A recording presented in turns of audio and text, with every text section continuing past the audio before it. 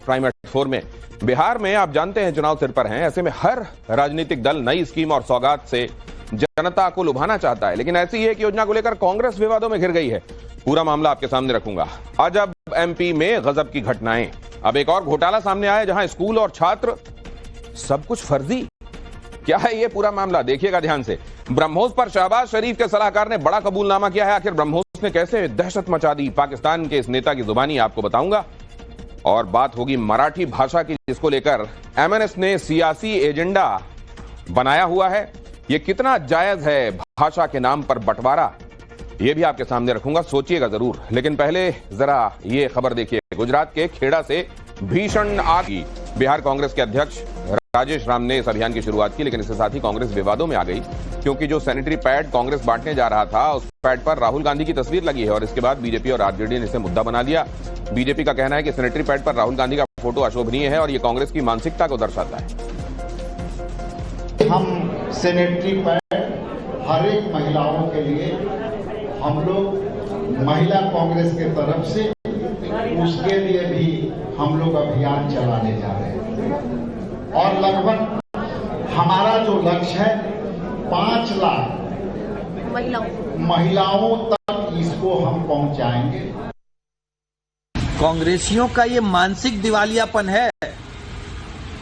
चापलूसी करने की होड़ में किस हद तक पहुंच गए हैं कांग्रेसी, ये तो समझ में ही नहीं आ रहा है। महिलाओं की सुरक्षा के लिए हर घर तक सरकारी संसाधनों से सैनिटरी पैड पहुंच रहे हैं और कांग्रेस पार्टी अगर सैनिटरी पैड बांटना चाह रही है बांटे, लेकिन उन सैनिटरी पैडों पे राहुल गांधी की तस्वीर। और इटली की राजधानी रोम में एक गैस स्टेशन पर जोरदार धमाका हुआ। धमाके के बाद गैस स्टेशन में भीषण आग लग गई। जैसे ही धमाका हुआ, आग की ऊंची लपटें दूर से दिखाई देने लगी और इनको देखकर आसपास के लोगों को गया। लेकिन नवभारत की तहकीकात में सामने आया कि जहां स्कूलों की बात हो रही है वहां तो स्कूल हैं ही नहीं, सिर्फ बोर्ड लगे हुए हैं। जाहिर है बगैर मिली भगत के इस तरह के घोटालों को अंजाम देना संभव नहीं है, क्योंकि कुछ स्कूल जो 10वीं तक हैं उन्हें 12वीं के छात्रों के नाम पर वजीफा दिया गया है। हमारे सहयोगी मकरंद काले ने ये रिपोर्ट आप तक पहुंचाई। नवभारत की टीम मौके पर पहुंची है और स्कूल में से एक स्कूल का नाम है city Montessori higher secondary school, लेकिन जिस जगह पर जहांगीराबाद इलाके में हम पहुंचे हैं वहां पर यह स्कूल मौजूद नहीं है। इसका बोर्ड है, हालांकि स्थानीय लोग जो हैं उनका कहना है कि यहाँ पर स्कूल हुआ करता था, लेकिन अभी फिलहाल यहाँ पर स्कूल नहीं है। इसको लेकर के भी अब क्राइम ब्रांच जांच कर रहा है कि ये स्कूल है भी या केवल फर्जीवाड़े के लिए खोले गए। स्कूल कब था यहाँ पे? नहीं, यहाँ स्कूल नहीं था। इनने किराए पे यहाँ जगह ली थी, लेकिन स्कूल चालू नहीं करा। स्कूल चालू ही नहीं करा? नहीं, इनको जगह स्कूल चालू नहीं करा कभी। कभी आपने यहाँ पर बच्चे आते हुए या पढ़ाते हुए नहीं देखे? नहीं। अच्छा, तो कौन है, किसका स्कूल है, किसी को जानते हैं? जानकारी नहीं। जानकारी नहीं। कितने समय पहले आए थे? ये 4 साल हो गए। 4 साल पहले आए थे और उसके बाद कभी आए दोबारा? नहीं। तो ये बोर्ड आपको नजर आ रहा होगा तस्वीरों में। यहाँ पर जो स्थानीय लोग हैं उनका कहना है कि किराए की बिल्डिंग लेने के लिए यहाँ पर स्कूल का बोर्ड लगाया गया था, किराए पर बिल्डिंग भी ली गई थी, लेकिन कभी स्कूल शुरू हुआ नहीं। इसके बाद यहाँ पर तैयारी थी स्कूल खोलने की, लेकिन स्कूल नहीं खुला। लेकिन इसके बावजूद कई बच्चों के नाम पर छात्रवृत्ति जारी की गई है, छात्रवृत्ति ली गई है। अब क्राइम ब्रांच फर्जीवाड़े की एफआईआर कर चुका है और जांच कर रहा है। भोपाल के 40 से ज्यादा मदरसे और स्कूल इसमें जांच के दायरे में है और इसके अलावा मध्य प्रदेश के 100 से ज्यादा संस्थान ऐसे हैं जिन पर फर्जी छात्रों के नाम पर लाखों रुपए का गबन करने का आरोप लगा है और इसकी जांच अब क्राइम ब्रांच कर रही है। सरकार के लोग भी शामिल हो सकते हैं 100%। जब गलत पेमेंट दे रहा हो तो सरकार के लोग तो शामिल हैं। जब तो हम जैसे लोग विरोध कर रहे हैं, जैसे आप परेशान हो रहे, हमें जानकारी नहीं है, स्कूल चला ही नहीं है। मेरा तो घर ही है ना, वो गली के अंदर घर ही मेरा है ना। तो यहाँ के लोग ये सब ये मोहल्ले के लोग हैं। कभी एक बच्चा स्कूल में नहीं बैठा। और अब आपको बताता हूं कि ये पूरा घोटाला हुआ कैसे। निजी स्कूलों में वजीफा घोटाले को अंजाम दिया गया है, ये बात आपको समझ में आ रही होगी। 40 निजी स्कूल इसमें गड़बड़ झाले में शामिल थे। 972 छात्रों को सरकारी वजीफा दिया गया है, स्कॉलरशिप। सरकारी फंड के 57 लाख रुपए का यह फर्जीवाड़ा है। स्कूल 10वीं तक था, उसको 12वीं तक दिखा दिया गया और 12वीं के छात्रों को वजीफा भी इशू कर दिया गया। कई जगहों पर सिर्फ कागजों पर स्कूल मिले हैं, जैसा मैंने आपको दिखाया। बोर्ड लगे हुए हैं या कागज पर स्कूल है, स्कूल वहां है नहीं जहां बताया जा रहा है। खुलासे के बाद अब क्राइम ब्रांच ने पूरे मामले की जांच शुरू कर दी है। सरकारी अधिकारियों के मिली भगत के बगैर इस तरह के घोटालों को अंजाम दिया ही नहीं जा सकता, ये बात भी इस घोटाले के मामले में स्थापित लग रही है। हमारे साथ बातचीत करने के लिए वह बोर्ड के चेयरमैन सनवर पटेल जी हैं। मदरसे के नाम पर छात्रवृत्ति घोटाला सामने आया है। 40 संस्थानों ने, जिसमें स्कूल और मदरसे हैं, 57 लाख का घोटाला किया है। क्या इस तरह की चीजें पहले से चली आ रही हैं या अब पकड़ में आ रही हैं? देखिए, जहां तक मदरसा बोर्ड से संबंधित सवाल है, तो चूंकि मदरसा बोर्ड स्कूली शिक्षा विभाग के अंतर्गत आता है, तो निश्चित रूप से ऐसे दोषी लोग जिन्होंने अनियमितता की है या घपला किया है, उन पर मुझे लगता है कि सख्त कार्रवाई होगी। और आपने भी बताया है कि इसमें एफआईआर हुई है, क्रिमिनल केस दर्ज हुआ है, तो चाहे वो मदरसे वाले लोग हों जिन्होंने गलत तरीके से पैसा लिया हो, चाहे वो लोग हों जिन्होंने उनको गलत तरीके से पैसा दिया हो, इतना तय है कि मध्य प्रदेश में कानून का राज है। भारतीय जनता पार्टी की सरकार है, डॉक्टर मोहन यादव जी के नेतृत्व वाली सख्त सरकार है, तो ऐसे कोई भी गड़बड़ लोगों को बख्शा नहीं जाएगा। दोषियों को, अगर उनका दोष सिद्ध होता है, तो दोषियों को जेल के शिकंजों के पीछे डाला जाएगा। और आगे कातिल पूजा के आखिर कितने शिकार? अभी देखिए, उससे पहले श्रीनगर में 1990 के बाद पहली बार मुहर्रम का जुलूस निकला। करबला के शहीदों की याद में शिया मुसलमान दिखाई दे रहे हैं। और ये खबर कर्नाटक से। मंड्या में नदी के बीच में फंसी महिला कावेरी में अचानक बाढ़ आ गई और मंड्या तालुका के पास जल स्तर अचानक बढ़ा तो बीचों बीच एक महिला इस तरीके से फंस गई। देखिए जरा।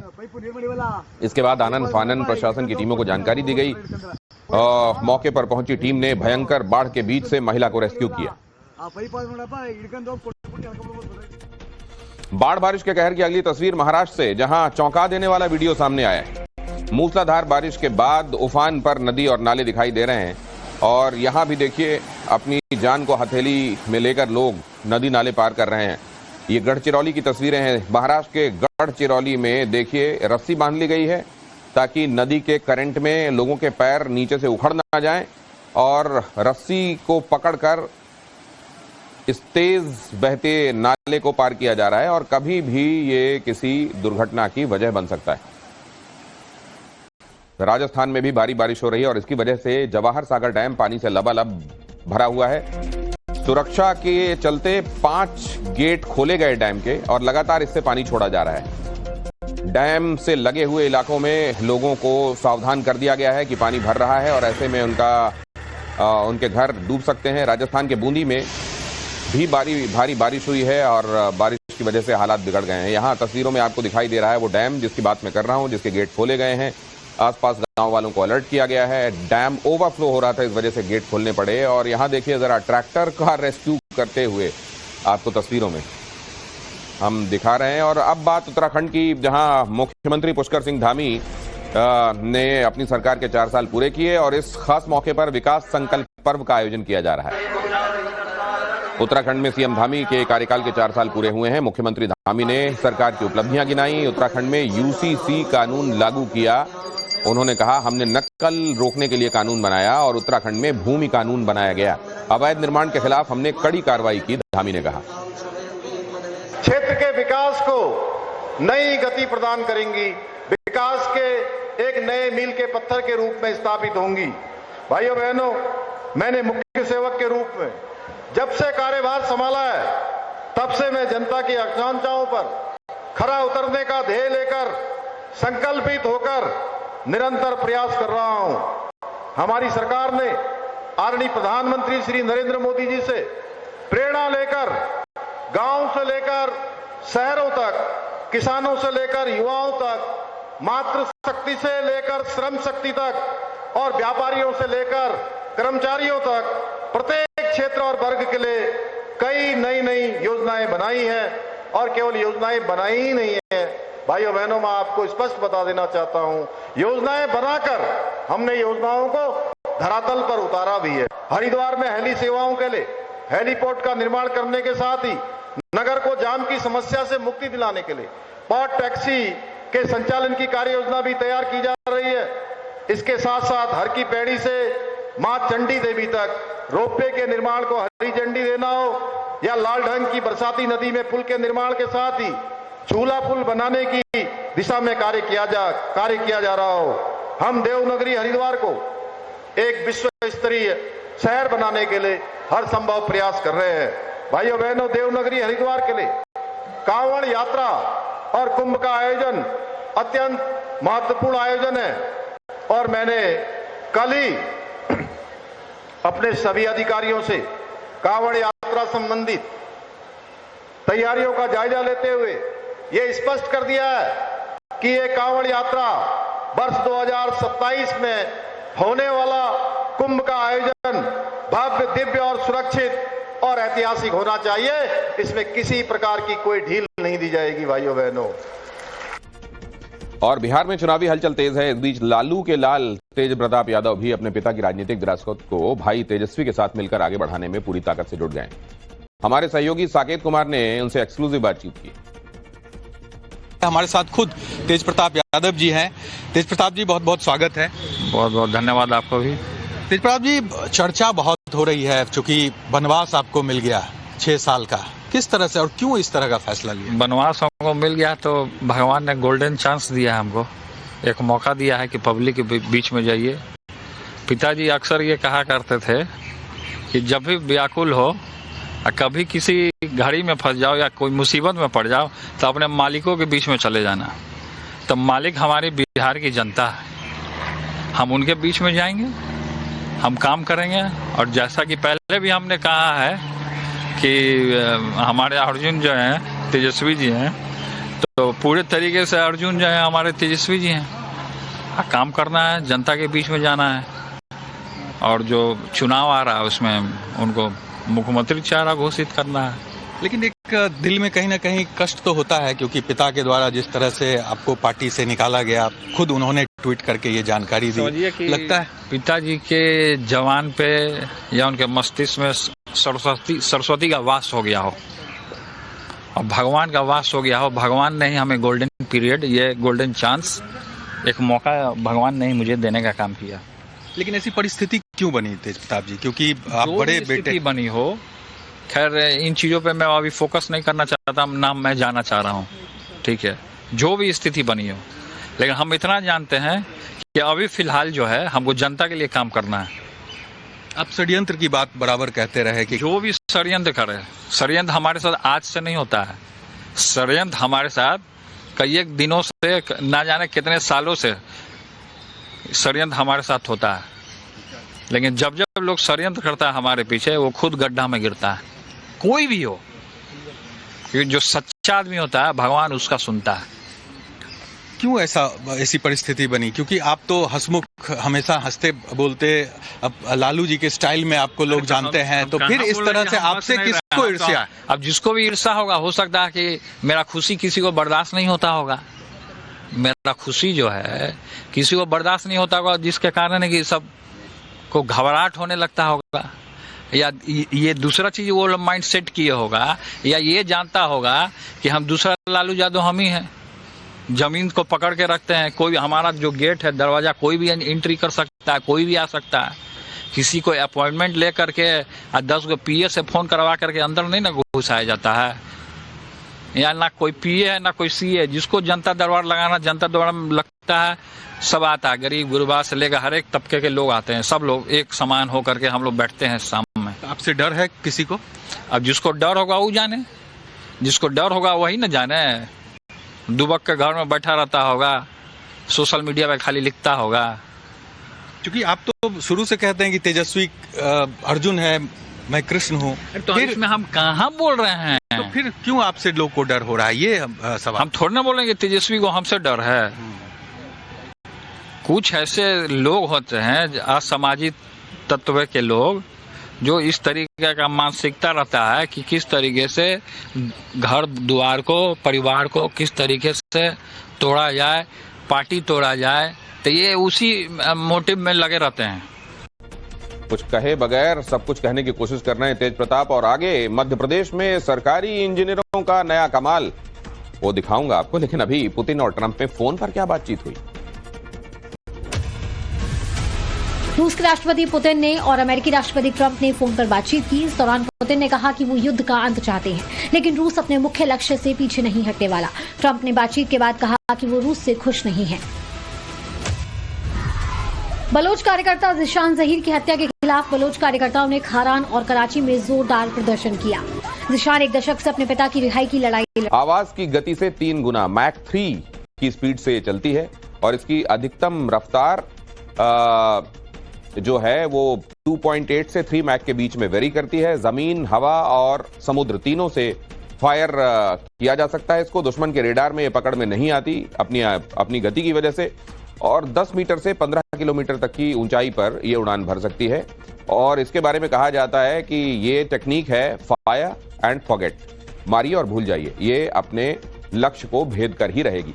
ऑपरेशन सिंदूर पर बोले उप सेना प्रमुख राहुल आर सिंह, ऑपरेशन सिंदूर में हमने 3 देशों को हराया है। भारत को 3 दुश्मनों का सामना करना पड़ा। पाकिस्तान, चीन और तुर्की एक साथ भारत से लड़े। पाकिस्तान की पूरी मदद कर रहा था चीन। उप सेना प्रमुख ने कहा कि पाकिस्तान के 81% हथियार चाइनीज हैं और उनको रियल टाइम इंफॉर्मेशन चाइना की सैटेलाइट से जो मिल रही थी इनके साथ शेयर की जा रही थी, और टर्की ने अपने बैरक्टियर ड्रोन दिए थे। So few lessons that I thought I must flag as far as Operation Sindoor is concerned. Firstly, one border, 2 adversaries. So we saw Pakistan one side, but adversaries were 2, and if I would say actually 4 or 3 actually. So Pakistan was the front face. We had China providing all possible support, and it's no surprise because if you were to look at statistics, in the last 5 years, 81% of the military hardware that Pakistan is getting is all Chinese, 81% of that. So it's no surprise. Again, Turkey also played a very important role in providing the type of support that was there. Bayraktar, of course, he's been giving from before. We saw numerous other drones also coming in, landing in the face of war, during the war, along with trained sort of individuals who were there.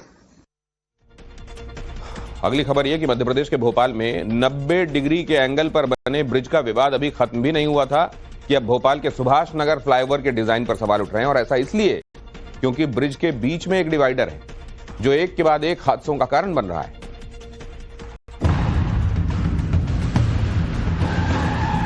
Bhopal के Subhash Nagar flyover पर ये पहला हादसा नहीं है। इससे पहले भी कई गाड़ियां इस फ्लाईओवर पर खतरनाक हादसे का शिकार हो चुकी हैं।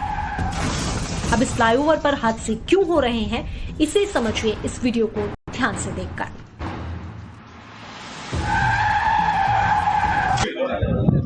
है नहीं सर, फेंक दिया मैंने पूरी। इसके बाद प्रशासन ने कर्मचारियों को बड़े बड़े हथौड़ों के साथ बुलाया और फिर एक के बाद एक इस कथित मंदिर पर लगे तालों को तोड़ा जाने लगा। गेट पर 1-2 नहीं बल्कि 3 भारी भरकम ताले लगाए गए थे। 2 ताले बाहर से और 1 ताला अंदर से लगा हुआ था, लेकिन कुछ ही देर में प्रशासन की टीम ने एक-एक कर सारे ताले तोड़ दिए।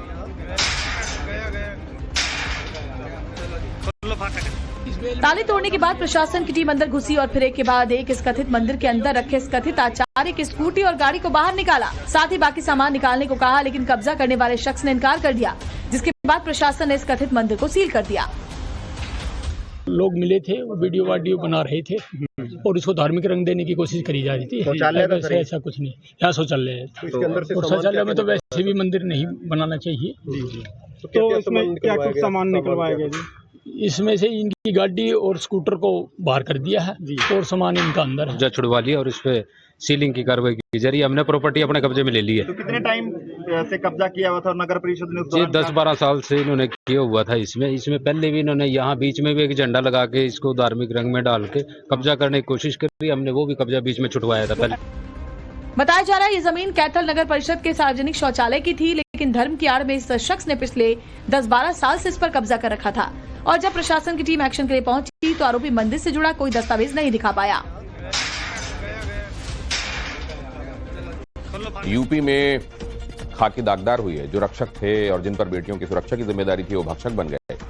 जिन पर बेटियों की आबरू पर हाथ डालने का आरोप लगा है उनमें एक दरोगा है और दूसरा सिपाही। यूपी पुलिस के दरोगा पर शर्मसार करने वाला आरोप बदायूं में लगा है, जहां पर दरोगा पर एक अपहरण हुई लड़की को सुरक्षित लाने और परिवार तक पहुंचाने की जिम्मेदारी थी, लेकिन यहीं पर दरोगा की नीयत में खोट आ गया। दरअसल बदायूं में एक लड़की को एक मुस्लिम शख्स को बेचने का केस सामने आया और आरोप लगा कि दादी ने लड़की को 2.5 लाख रुपए में बेच दिया। मामला जब हिंदू संगठनों ने उठाया तो बदायूं पुलिस